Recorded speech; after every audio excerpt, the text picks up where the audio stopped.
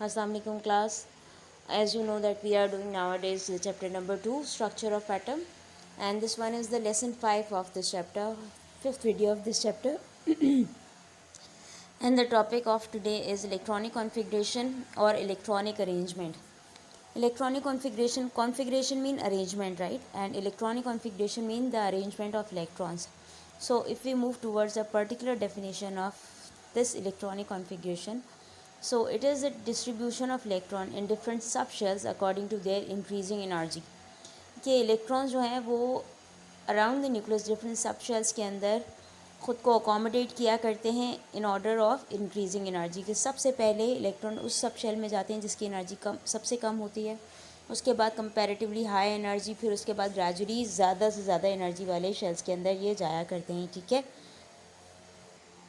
So this is the Bohr's atomic model जिसमें centre में आप लोगों को न्यूक्लियस दिखाया गया है। ठीक है, दिस वन द न्यूक्लियस और इसके सराउंडिंग में डिफरेंट एनर्जी शेल्स हैं, एनर्जी लेवल्स हैं। जैसे ये n = 1 मतलब के शेल की बात कर रहे हैं, 2 एल शेल की बात कर रहे हैं, m एंड सो ऑन। ठीक है, और यहाँ पे अगर हम एनर्जी की बात करें तो सबसे कम एनर्जी के शेल की है। ठीक है, फर्स्ट वन की है, उसके बाद सेकंड शेल की उससे कंपैरेटिवली हाई एनर्जी है, थर्ड शेल की और ज़्यादा हाई एनर्जी। तो जैसे जैसे हम इधर मूव कर रहे हैं तो एनर्जी क्या हो रही है, इंक्रीज़ हो रही है, पहली बात। और दूसरा, न्यूक्लियस से जो शेल्स का डिस्टेंस है वो भी इंक्रीज़ होते जा रहा है। ठीक है, यहाँ पे आप लोगों को पर्टिकुलर वैल्यू ऑफ एनर्जी भी दी हुई है कि n की अगर हम बात करें तो उसकी एनर्जी है -13.16 इलेक्ट्रॉन वोल्ट।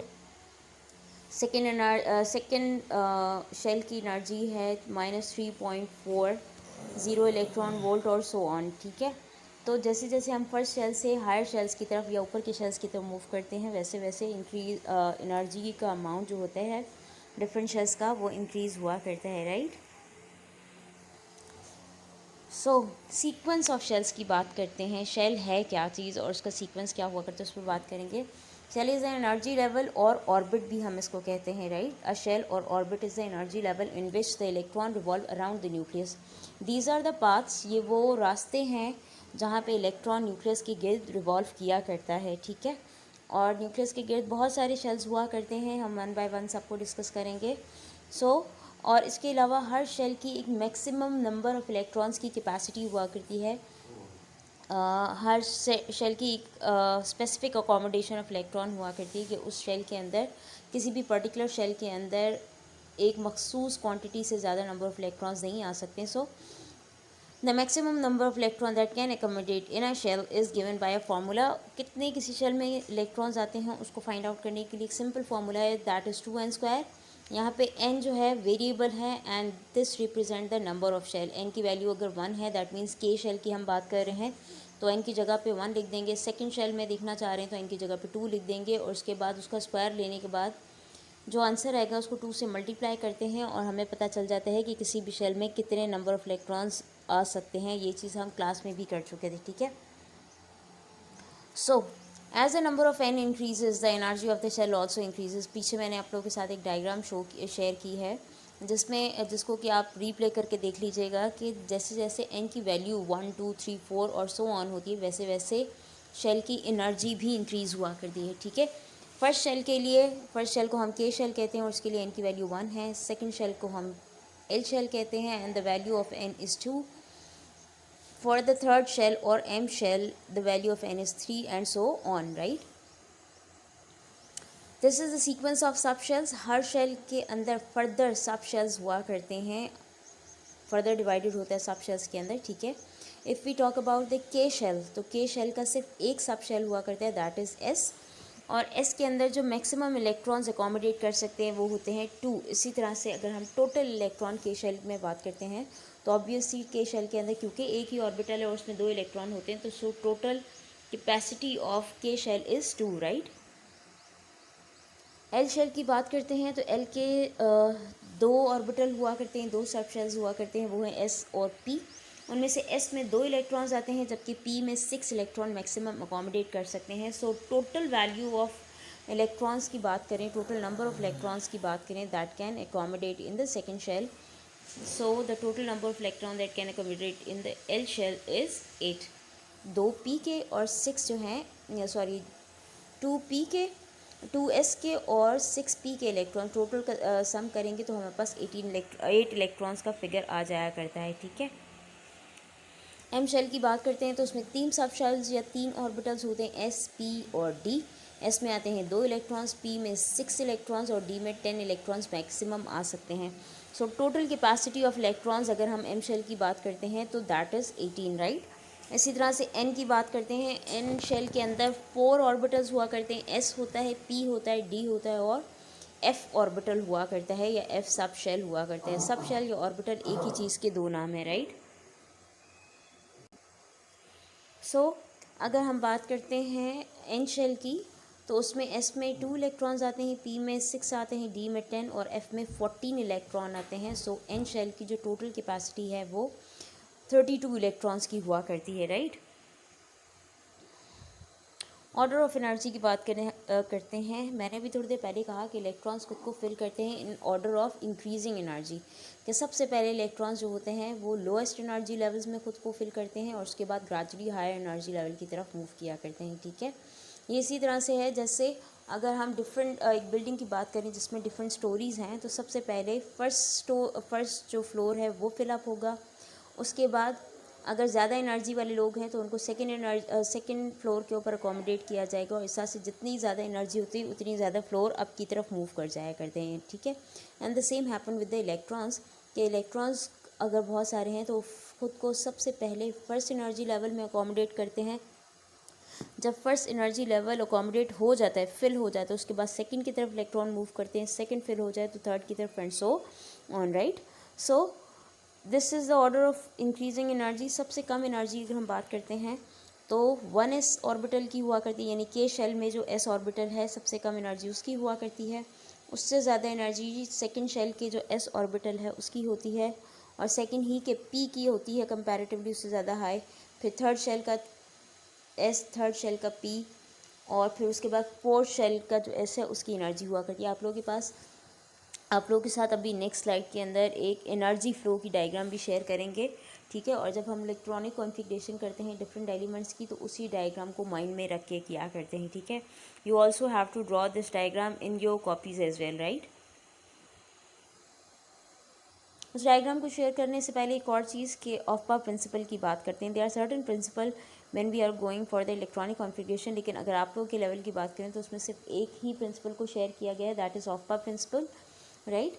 और ये ऑफपा प्रिंसिपल क्या स्टेटमेंट दिया करते हैं, that electrons fill the lowest energy sub shell first. ये इलेक्ट्रॉन सबसे पहले लोएस्ट एनर्जी वाले सब शेल्स में जाया करते हैं, उसके बाद कंपैरेटिवली हायर एनर्जी लेवल्स की तरफ मूव किया करते हैं, right. This is the diagram of energy level. यहाँ पे डिफरेंट शेल्स दिए हुए हैं, n इज़ इक्वल टू 1 मतलब के शेल की बात करें, 2n is equal to 2l shell, उसके बाद 3n थर्ड शेल की बात करें, m की बात करें, n की बात करें एंड सो ऑन, राइट। और हर एक नंबर ऑफ शेल के सामने उसके ऑर्बिटल भी दिए हुए हैं। n का जैसे हम लोगों ने कहा था कि एक ही ऑर्बिटल होता है उसको 1s कहते हैं। m के 2 ऑर्बिटल होते हैं उनको 2s और 2p कहते हैं। 2 states for the number of shell और s और p जो है वो नंबर ऑफ ऑर्बिटल है सेकेंड शेल के, ठीक है। अगर हम इसकी बात करें तो ये m शेल है, right. This was is m shell, ठीक है। और इसके 2 ऑर्बिटल हुआ करते, एक s होता है और दूसरा p होता है और इसके साथ 2 लगाया हुआ है, 2 इंडिकेट करे कि हम सेकेंड शेल की बात करें, ठीक है। सेकेंड शेल का s और सेकेंड शेल का p, ठीक है। In the same way, if we talk about n is equal to 3, that means we are talking about n shell, हम n की बात कर रहे हैं, ठीक है। और n shell के अंदर 3 ऑर्बिटल हुआ करते हैं, s, p और d। 3s, 3p, 3d का मतलब these are the orbitals of third shell, third s, third shell का p और थर्ड शेल का d and so on, right. और जब हम इलेक्ट्रॉनिक कॉन्फ़िगरेशन करते हैं तो इसी पिक्चर को, इसी डायग्राम को माइंड में रख के करते हैं कि सबसे पहले 1s में इलेक्ट्रॉन जाएंगे, उसके बाद 2s में, फिर 2p में, फिर 3s में, 3p में, उसके बाद 4s में, फिर 3d में, फिर 4p में, 5s में एंड सो ऑन, ठीक है। अभी आप लोग का इतना ज़्यादा लेवल नहीं है तो आप लोग इस डायग्राम को याद भी करोगे और इसको अपनी कॉपीज़ में भी ड्रॉ करोगे, ठीक है। This will really help you while you are going to do the electronic configuration of any element, right. So Here is the example of electronic configuration of some of the elements. सबसे पहले hydrogen की बात करते हैं with atomic number. अगर हम इसकी electronic configuration की बात करते हैं तो it has electronic configuration 1s1. 1 का मतलब है कि इसमें फर्स्ट शेल की बात हो रही है. S मीन फर्स्ट शेल का s ऑर्बिटल, और ऊपर जो सब सुपरस्क्रिप्ट में हमने 1 दिया हुआ है, this is showing the number of electron. ठीक है, ये जो सुपरस्क्रिप्ट वाला S1 है छोटा सा, ये बता रहा है नंबर ऑफ ई को. ठीक है, कि इस सब शेल के अंदर कितने नंबर ऑफ इलेक्ट्रॉन हैं. तो यहाँ पे क्योंकि हाइड्रोजन का इलेक्ट्रॉन एक ही है तो 1s1 है इसकी इलेक्ट्रॉनिक कॉन्फ़िगरेशन, यानी इसके s के अंदर एक ही इलेक्ट्रॉन है. फर्स्ट शेल है, s ऑर्बिटल है और उसमें एक ही इलेक्ट्रॉन है, right. In the same way when we talk about, if we talk about helium has atomic number 2, so its electronic configuration is 1s2. That means first shell s orbital और इसमें 2 electrons हैं, right. Lithium atomic number 3, its electronic configuration is 1s2 2s1. That means first shell has 1 orbital and it contains 2 electrons. Second shell का जो s orbital है उसमें एक electron आता है. टोटल 3 इलेक्ट्रॉन्स जो लिथियम के वो यहाँ तक अकोमोडेट हो जाया करते हैं. ठीक है, these are some further examples. यहाँ पे सोडियम की इलेक्ट्रॉनिक कॉन्फ़िगरेशन दी हुई है. इसके अलावा क्लोरीन की दी हुई है, कैल्शियम की दी हुई है. ठीक है, और इनके सामने इनके एटॉमिक नंबर्स भी दिए हुए हैं, right.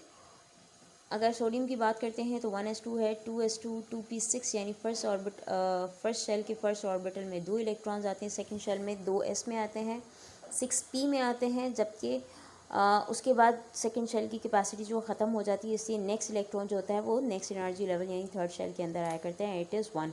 So total number of 11 का जो फिगर है वो यहाँ तक कंप्लीट हो जाया करता है. ठीक है, इसके अलावा क्लोरीन के दिए हुए 17, उसको आप लोग देख सकते हैं. कैल्शियम को देख सकते हो, right. These are the examples of the electronic configuration. Remaining कुछ एलिमेंट्स आप लोगों को देंगे, उनके इलेक्ट्रॉनिक कॉन्फ़िगरेशन आप लोगों ने खुद करना होगी, right.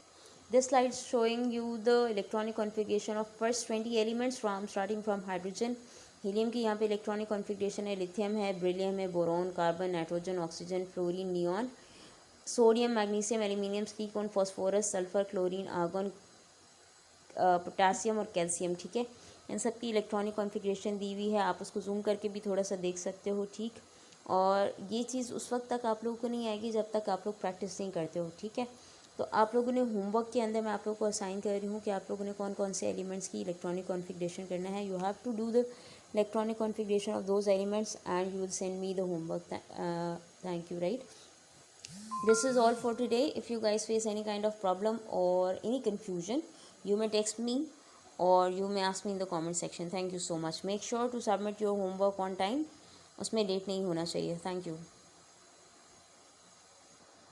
So this is your assignment. You have to do the electronic configuration of these elements. Potassium है atomic number 19, magnesium with atomic number 12, oxygen with atomic number 8, sulfur with atomic number 16 and argon with atomic number 18, right.